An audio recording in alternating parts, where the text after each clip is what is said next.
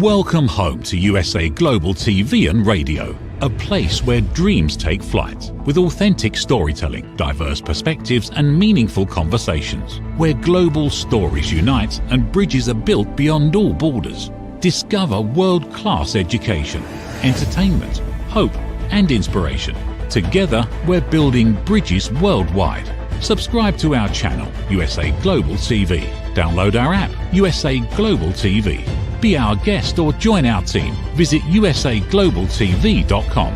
Thanks to our founder and executive producer, Dr. Jacqueline Kerbeck. Music score by Yeffy Tang from Cloud Road Music. Voiceover artist Mike Porter. Creative direction by Paul Garcia. USA Global TV and Radio, your home for global connection. All rights reserved. This video and its contents are the exclusive property of USA Global TV and Radio. Unauthorized use, duplication or redistribution in any form is strictly prohibited.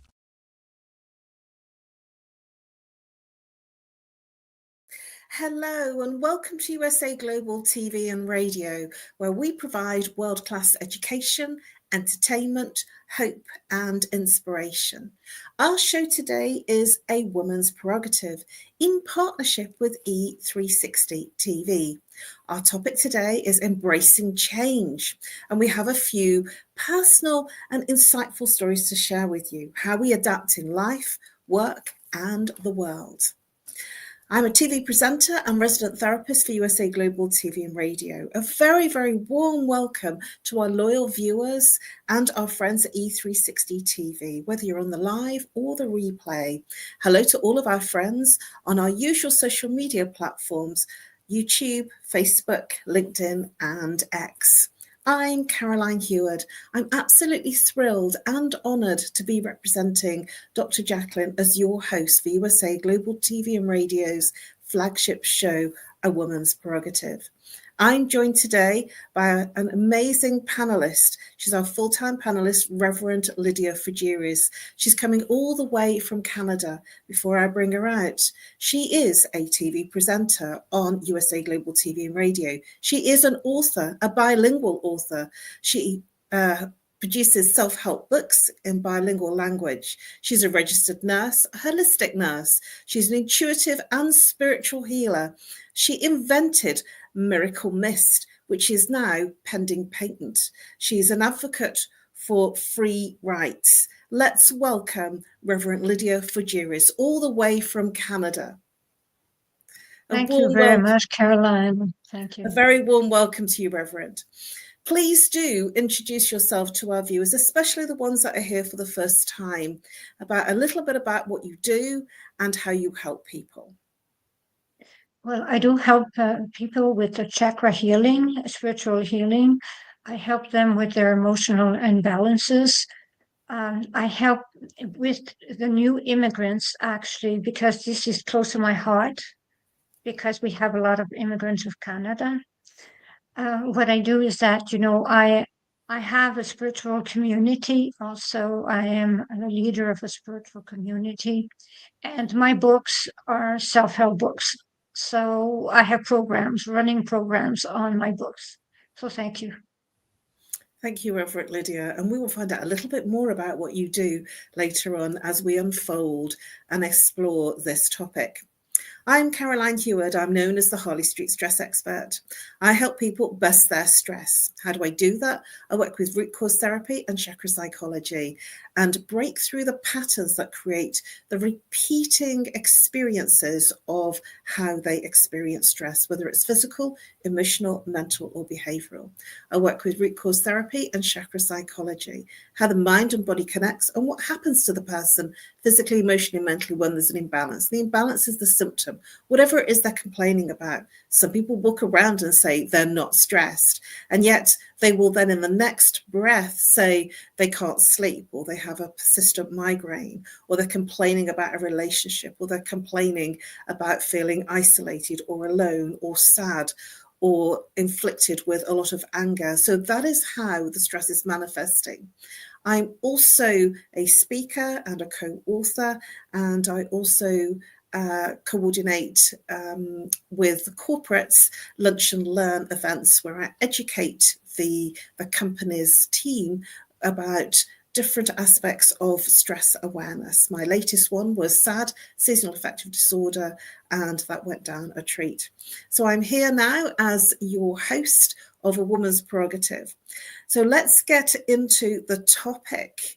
And I'm really looking forward to delving into this, Reverend Lydia, because we have personally experienced some changes ourselves, even in coming onto this channel, and the depth of the change in terms of having to upskill our essential requirement for the technical skills of being able to be here with these amazing backgrounds and to be here live on YouTube and all the social media channels. So what are your thoughts, Reverend Lydia, about managing and adapting to the technical changes of our work environment? What are your experiences, even recently? Because I can share a few recent changes in terms of how we are managing the world of social media and how we are now globally interacting in a social media capacity. So what's your experiences of adapting to that specificity of change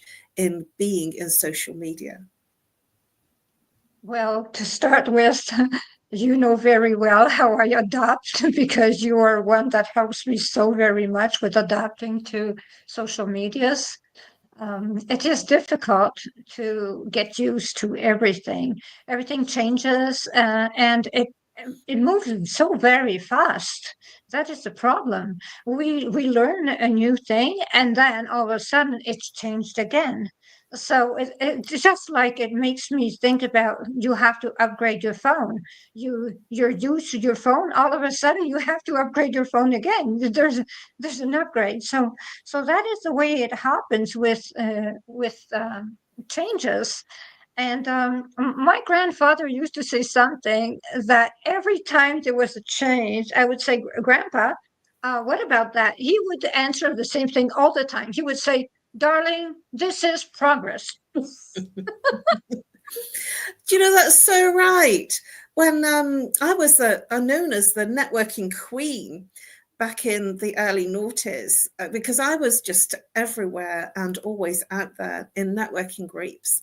And then the world went online and I felt that I was left behind for many years. I didn't really embrace it. And I certainly didn't embrace all of the channels. I'd started with Facebook, and then I was advised by many of my mentors that I should be now on LinkedIn. And only very recently have I been posting, since I've been on this channel and hosting shows, that I've felt that, yes, it's important. I'm keeping myself a secret. And because I was not posting on LinkedIn, I felt that I was not allowing other people to view the wonderful work that we're doing. And so even though it was challenging, I found out and worked through how to post regularly and how to do it, because there's limitations on characters and wording and what you can and can't do. And that's always changing. And I've been keeping up with it, and also it's been challenging. And I surround myself with people that have those skills, because I don't necessarily feel I have to have those skills to do everything professionally. And yet I learn from the professionals. What are your thoughts about learning from the experts and learning from professionals, or people that know a bit more than you do? Well, I think it's the only way, because we cannot know everything. So as long as we surround ourselves very well, we can do it. That is it, because we are experts in our line and we help them in our way. So it's a win-win situation. I did join a network lately, and I'm very thrilled to have done it. And they are teaching me many things. And now I can say that I am global. And because of the network, and because of what you are teaching me, because of what others are teaching me, and since I am a spiritual leader that actually am all over the world, so this means I hardly sleep. I know what you Because mean. countries, yeah, yes, I know you know, and that is it. Because we have to answer the phone, we have to video chat at any time in the middle of the night or so on and so forth. But that is what we chose to do. So that is it. But with people such as you, Caroline, and the great people of networking and Dr. Jacqueline, that helps us so much. We are lucky, and we can actually move forward with our mission. You know, what's really interesting in what you've just shared there is that I was very good at networking face to face, and it took me many years to become what I think now is much more proactive in my networking online. And you mentioned something that's significant, because as soon as I went online, I then became global. And that's a significance, that's adapting to that change of the uncomfortable space of going online and making sure that I understood the rules and understood how to post and how to interact and how to connect. When I kind of got some semblance of that, then I suddenly became global. And what it did was it brought all sorts of people to me. Rather than me going out to them, they came to me in my living room. and the fact that this is a global channel, this is in the US, I almost feel like my time has changed to US time. I feel that, I'm sleeping, later and getting up later and being up later, because I'm almost on American time. So some people thrive in those challenges, in adapting to the changing environment that they're working in and that they're interacting in. And I certainly felt that when the lockdown happened, which was a global lockdown, I felt that that was a significant point in history globally, that there was a lot of people that may not have been online that went online, and they suddenly felt not so isolated. What are your thoughts about what changed in terms of people's adaptability to being online in the lockdown? Well, I think that people actually had a better chance of being known. There is also the fact that it costs less. You don't have any travel time. You can organize yourself a lot better.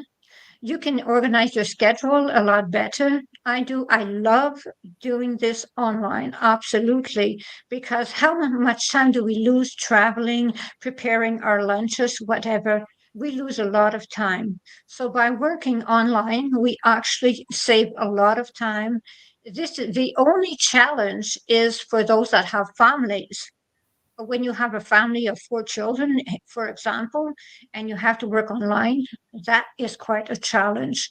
But the thing is that when you actually work online, you lose less time and you become well known easily. So that is the advantage of the whole thing. But at the same time, you have people that actually say things that they should not, because they use the global network to their advantage, and it is not always good. I'm in agreement with you there, and that's just made me think of a time that that the UK was very fragmented, and there was a lot of intensity online in terms of arguments and what people felt right and wrong, and there were very strong opinions shared, and that was when we were going through Brexit. And that was a surprise to me. Lots of people got very angry, and some people that I was surprised to get them being very extraordinary expletive with their comments and the derogatory way of speaking about people that had different views to themselves. And I felt that there was less less tolerance of people with different opinions and different views. And I certainly see, because now we are global, I'm certainly seeing a lot of that kind of activity when the elections come up for the Americans. And now, you know, with the wars, with us being more global, I do see that there is much more experience of hearing the all sides rather than just one side. What are your thoughts about the fact that we've become much more transparent and at the same time we're becoming less tolerant?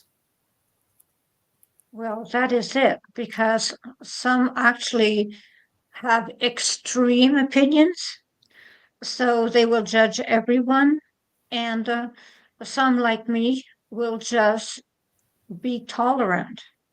We will be tolerant because we will actually, we will respect others' opinions. But the thing is that with the coming of the internet and being global, actually, you have a platform to say your opinion, and you have to be careful because with great responsibility, you have to be very careful.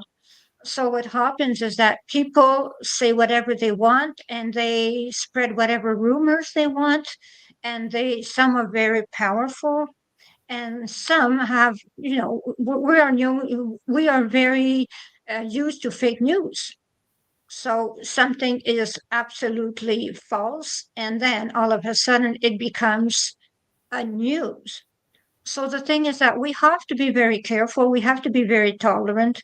We have to be able to decide what is right, what is wrong, and what is according to our conscience, because everything has to do with conscience. So that is the way it works. I so resonate with the things that you're sharing, Reverend Lydia. And, that brings me on to my next question of mindset versus growth, because I do feel that when you are in the public domain, as much as you can be now, because anybody can be in the public domain, and, by just setting up their social media accounts, it's very easy and very quick to set up social media accounts and become global in your opinions.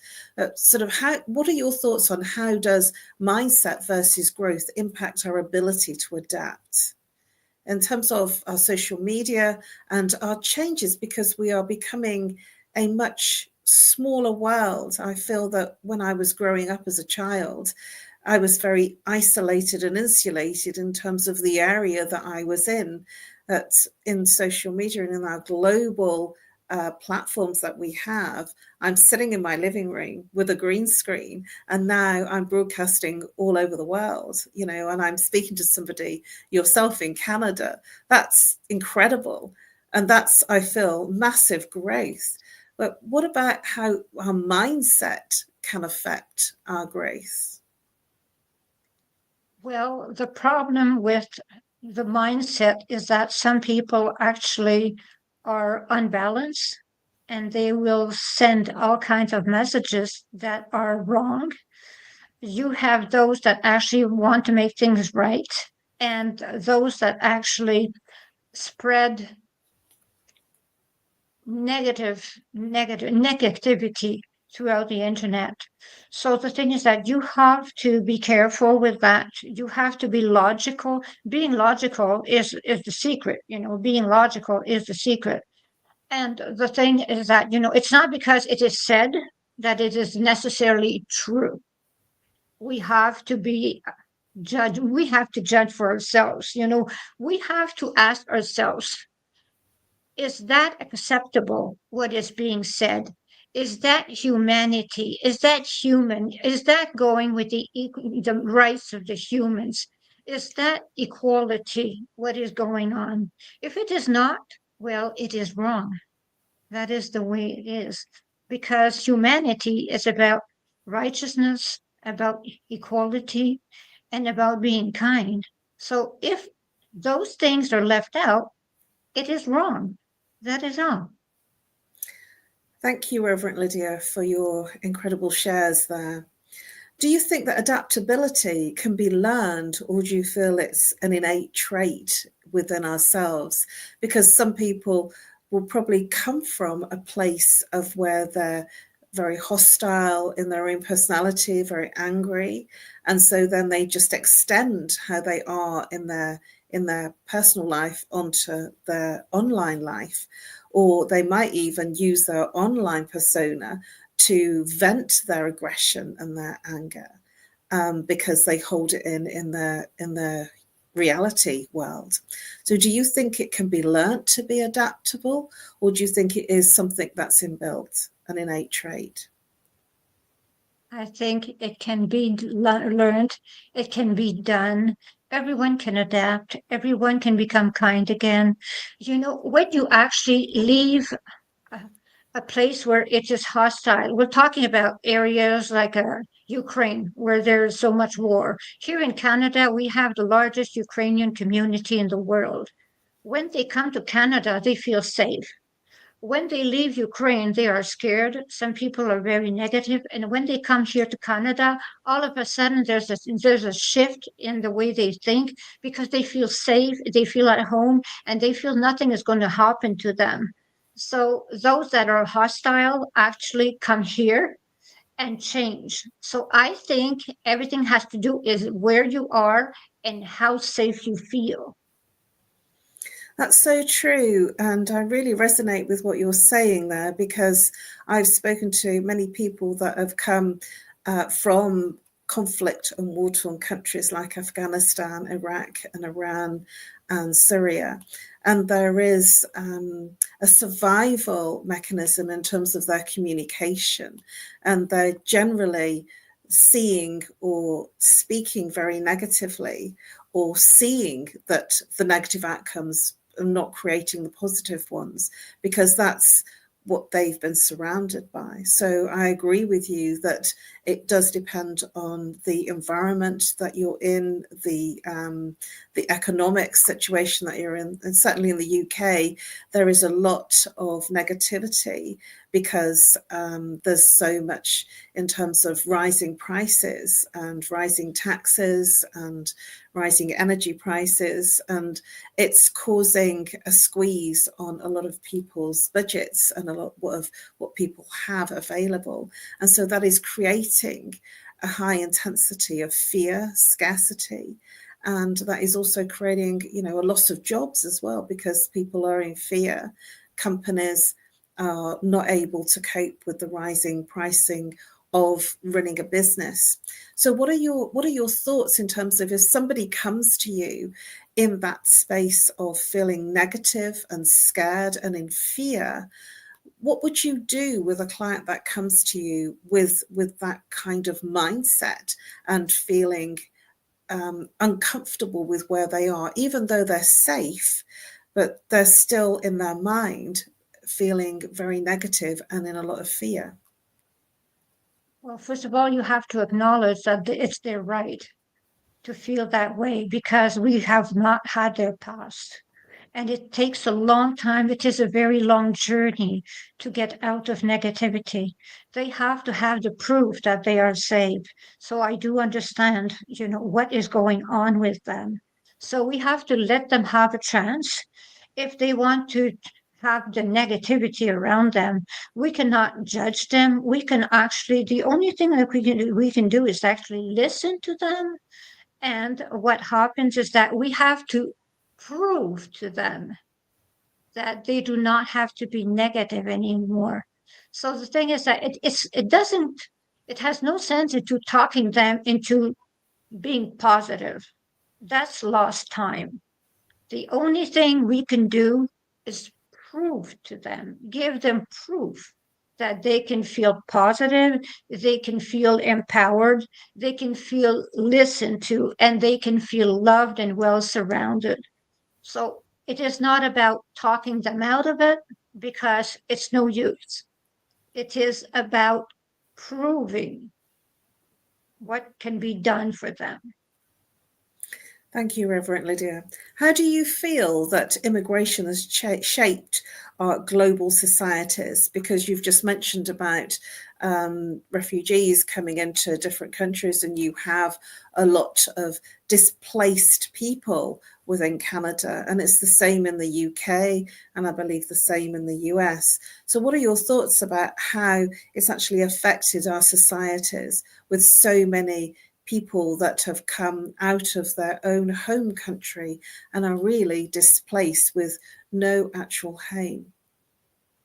Well, first of all, we have to work on our country to start with, and we have to get people to stop being biased towards immigrants because they have the right to be on planet Earth, anywhere on planet Earth, because the Earth belongs to everyone.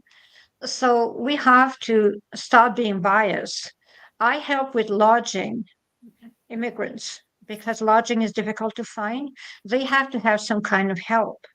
And I am there. I listen to them also. So the thing is that they are going through challenges. Their children are unsafe. They want to protect their children, and we have to understand. So the thing about immigrants is that we have to understand that we have accepted for them to come. So we have to welcome them because they are allowed to be where we are. We did not buy the country.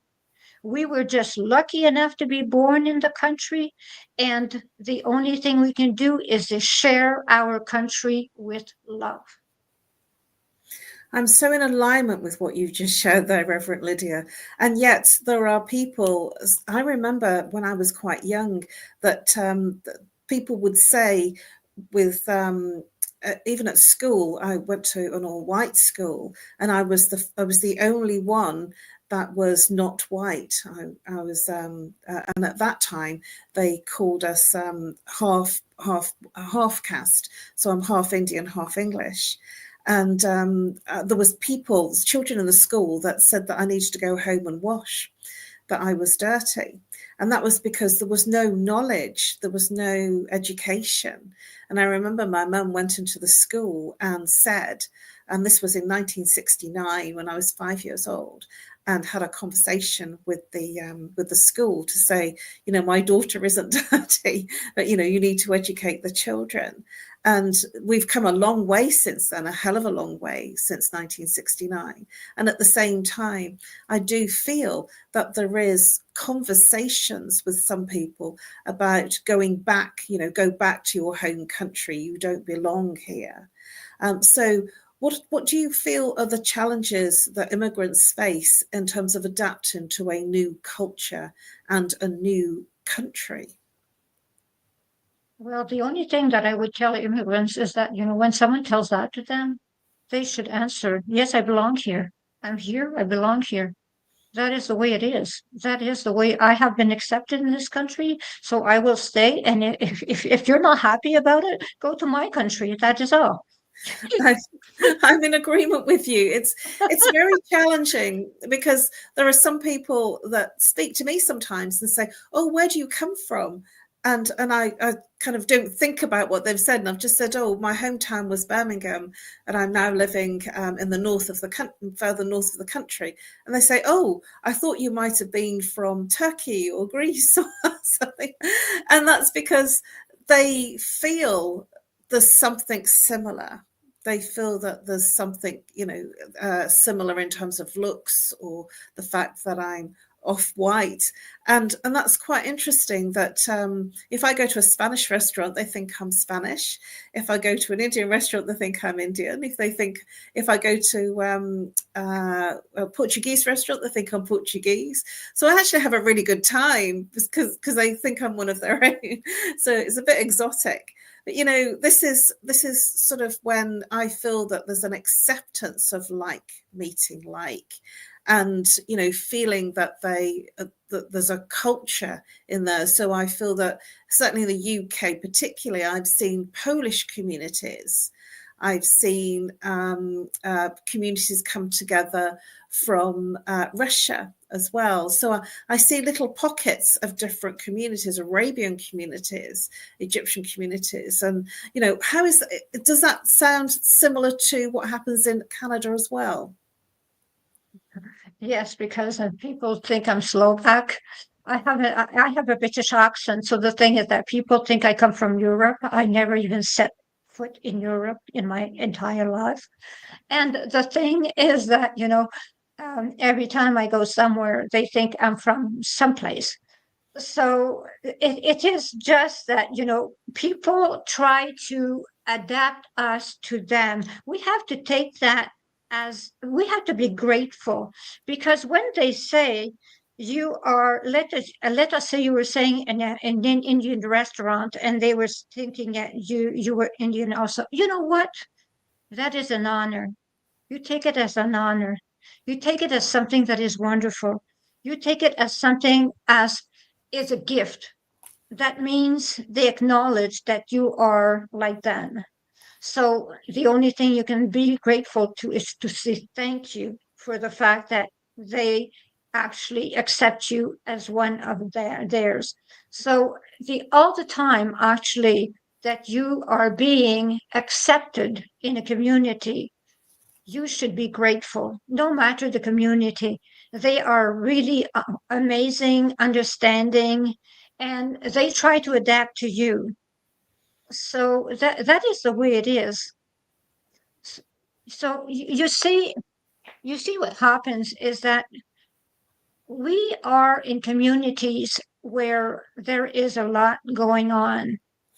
They have so many things that have happened to them, war, their families died, and so on and so forth, and they are trying to fit in.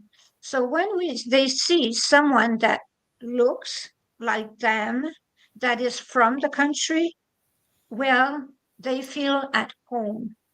So we should make them feel at home, actually, because the only way to show our love is to say, yes, yes, yes, I do look like you. And I am not from your country, but at the same time, I feel I'm universal. That is the way I feel. I always say I'm universal. That is it, because we're all universal. We are humanity. We are one race, the human race. That is all. Thank you very much, Reverend Lydia. That's some amazing shares there in terms of looking at ourselves as we are all human beings. We're all here to experience life in our own way, and we're all on our own journeys. Reverend Lydia, do you feel that uncertainty can affect our ability to adapt, whether we are an immigrant, whether we have come in as a refugee and completely displaced, or whether we are in a new environment in our work, in our family situation, if we have family displaced? Do you feel that uncertainty plays an effect in terms of the way that we can adapt in our new environments? Absolutely. Uncertainty does, because the thing is that many people, they are uncertain and they are scared of making a mistake. So they will not do anything not to make a mistake because they are scared of judgment. So what happens is that only the ones that don't do anything don't ever do any mistake. So uncertainty is a part of the way they live, because the thing is that they actually are scared. They're not used to the ways. They are not used to learning the ways. And people say, okay, they do not adapt to my culture. But do you know what? The thing is that, they are scared of adapting because they are scared of making mistakes. So when you are scared of making a mistake, you just don't do it. That is exactly it. So if people were tolerant and would help them adapt to the new culture and teach them the new culture, they would adapt a lot more to the new culture, and they would mix their culture with our culture, and there would not be such difficulty between groups that come in, and there would not be such segregation in the world. The thing is about adapting, it's about also showing your country, your culture, or your religion, or your background, whatever, and being authentic about how you see things and non-judgmental.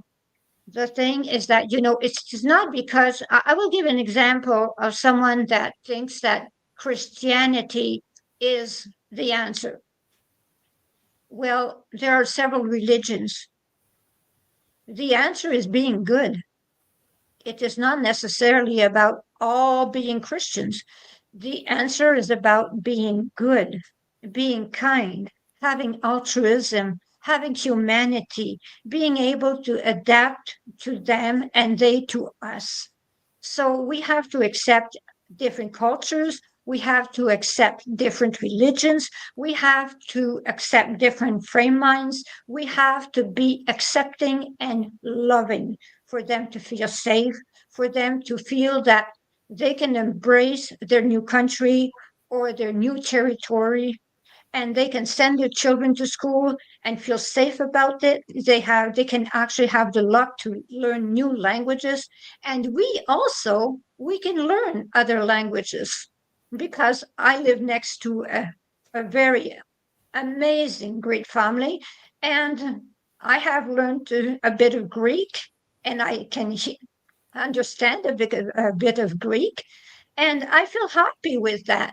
So instead of staying in my environment and saying, I do only want to speak English and French, I decided that I do not only want to speak English and French, I want to speak many languages. I want to adapt.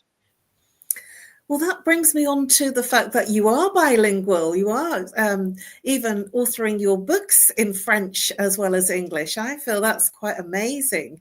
I was very lazy at school, English school, and we were only taught English and we weren't really taught anything else. So that's quite an amazing achievement. We are pretty much at the end of our show, but I would like, Reverend Lydia, your views on, is there a difference between responding and reacting? So somebody comes to you in your capacity as being a reverend, and somebody's reacting to something you're saying, or they're responding. Do you feel there's a difference between the two? Oh, yes, there is a difference. When they react, you do not react. Also, what you do is that you try to understand where they are coming from. But when they are doing something that is wrong, it is your obligation to actually put them straight. Because the thing is that they cannot stay bad people, because there are no bad people. There are people that take bad decisions. Some people spread rumors, and you have to be careful, because that's how there are wars that are created. It starts by rumors. It starts by people that think they are right. It starts that way. That is how war starts. So we have to be tolerant, and we do not counter-react to a reaction.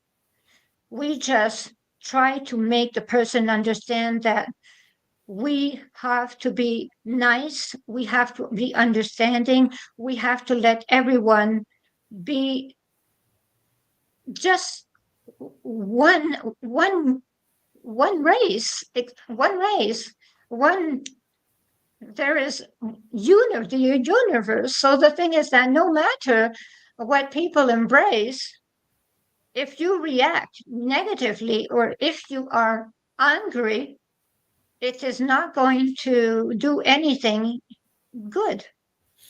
Thank you, Reverend Lydia. I'm nodding here in the background as you were speaking. We are one family, one human race.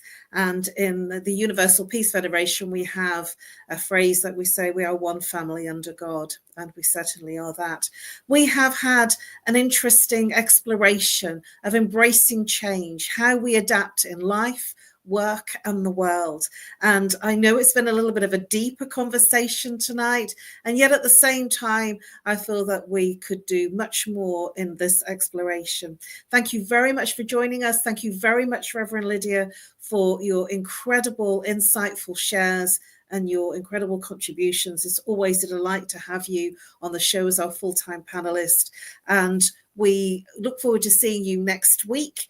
The times have changed for the UK. We are still in Greenwich Mean Time, so we are 6 o'clock on Monday next week, and it'll be 2 p.m. Eastern time until our clocks change. So I'm very happy that the Americans have gone into spring already. We have a few weeks to go. So before we go over to our sponsors, please do consider joining our VIP community and become an exclusive VIP community member, where you will have first access to our newest videos, photographs and insights on the British royal family, which is live streamed on YouTube and on USA Global TV. Thank you very much for joining us, whether you're on the live or the replay, and I look forward to seeing you next week. And now over to our sponsors. Bye-bye for now. USA Global TV and Radio proudly presents Steve Klein Art at steveklein.art. My name is Steve Klein, born Manchester, England, 1953. My quest in my lifetime is to create artwork from my soul and the deepness within my wildest dreams and fantasies. In 2012, my heart stopped when I was given too much anesthetic for a minor knee operation, and this near-death experience took me to another multidimensional world, an out-of-body experience, and I was given the gift of being blessed by an overwhelming, burning passion to become, for the very first time in my life, an artist with an eternal, passionate desire to bring my art, which I've named multidimensional, subliminal, freeform art, to the world, as only 3% recover from what I experienced, and now in my golden years want to release my cosmic, vital energy through my art to allow people to be a part of my cosmic dance. To learn more, email roccogoodwine@gmail.com. For VIP pricing, mention USA Global TV and Radio.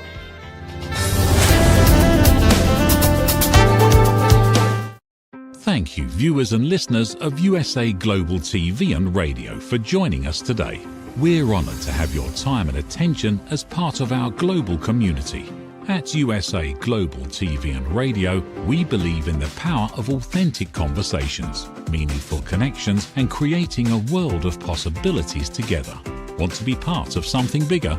Join our team of elevated listeners at usaglobaltv.com, a space where your voice matters and your ability to listen transforms relationships.